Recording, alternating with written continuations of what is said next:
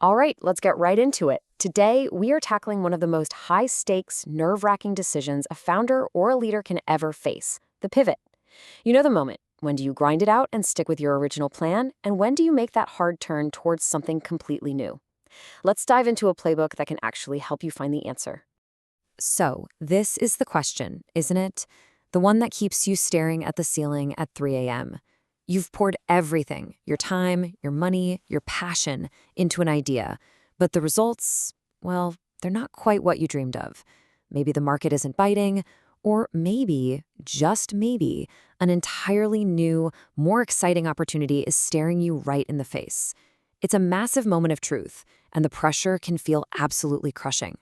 But what if this decision didn't have to be a blind leap of faith? What if you could swap all that anxiety and all that guesswork for a clear, logical, data-driven framework? That's exactly what we're going to break down today. A playbook designed to turn this incredibly tough call into a calculated, confident next step. Okay, first up, let's talk about the pivot dilemma itself. This is that moment you're at a crossroads, and it feels like every single path forward is just covered in fog. So, how in the world do you navigate through all that fog? Well, you need a compass. And the source material for this explainer gives us exactly that, a framework for clarity. It's designed to make sure you're asking the right questions to light up the best path forward. So here it is. This is our compass. And this whole framework is built on 6 core dimensions. We're going to look at customer demand. Does anyone actually want this thing? Profitability, can it make money? Scalability, can it grow really, really big? And then we get to the serious reality checks, strategic fit, the risk level, and finally, execution feasibility. These 6 things, they're the bedrock of this entire analysis. Let's start with the absolute non-negotiables. Before we even start talking about strategy or risk, any new idea has to be able to stand on 3 fundamental pillars of viability. Get these wrong, and honestly, nothing else is going to matter.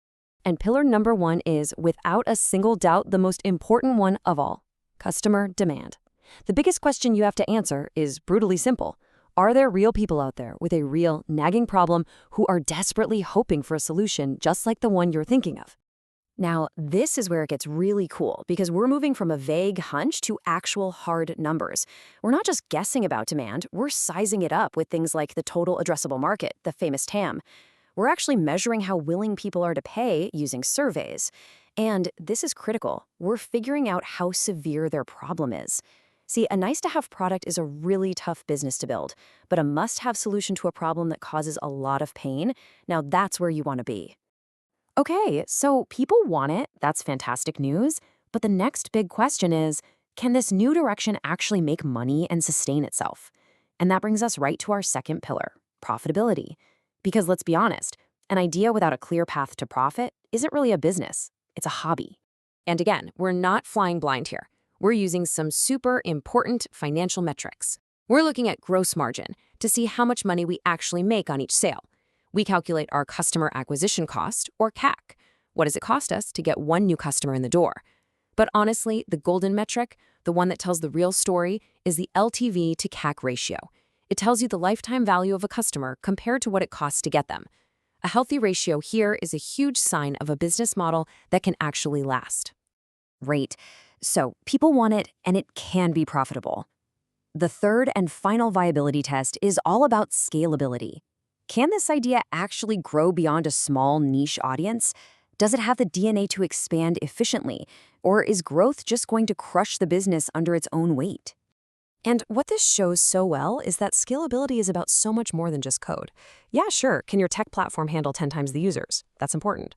But also, can your operations and your supply chain keep up without your costs going through the roof? Can this business model even work in different countries or with different types of customers? These are the questions that really separate a small lifestyle business from a venture that can truly take off. So, check this out. An idea can totally pass all 3 viability tests. It can be desirable, profitable, and scalable, and still be the absolute wrong move for your specific company.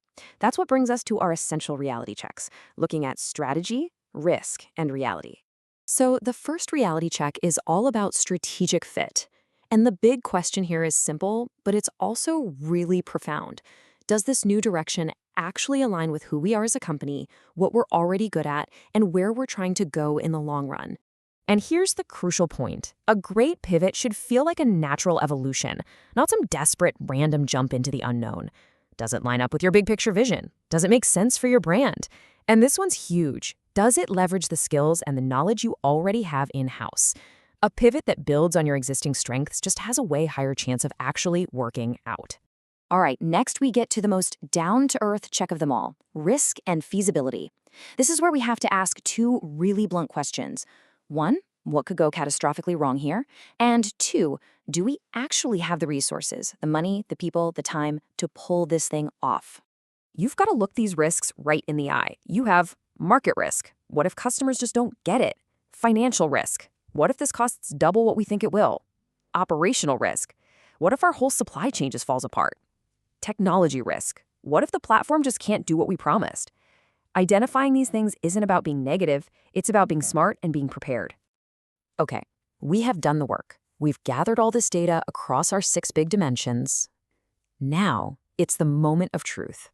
How do we pull all of this information together and turn it into one single, clear, actionable decision? This is where all that analysis finally turns into action. And this is the engine that drives the whole decision framework. It's a weighted scoring system. And the reason this is so brilliant is that it's completely customizable. A brand new startup might put a huge weight on customer demand and scalability, but a more established company might care a lot more about strategic fit and risk. You get to decide what matters most to your business right now, which makes the final score so much more meaningful. So after you score each of those dimensions and you apply the weights that you chose, you get this, a single overall viability score. All of that complexity, all those heated debates and gut feelings, they get distilled down into one clear number, a 78 out of 100. Now, this doesn't make the decision for you, but wow, it gives you an incredibly clear and objective place to start that final conversation. And that score then translates directly into a recommended course of action.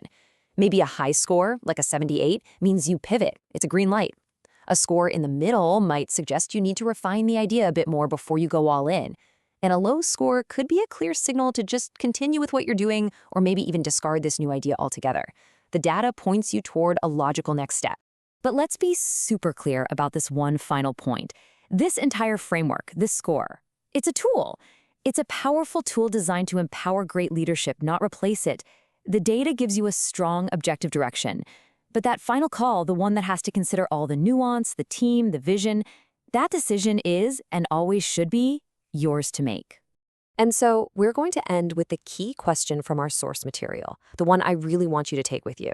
When you look at the hard data, the cold, hard facts about what customers want, what actually makes money, and what has the potential to grow, does that data truly justify a massive change in direction? Or does it tell you to double down, to focus, and to perfect what you are already building?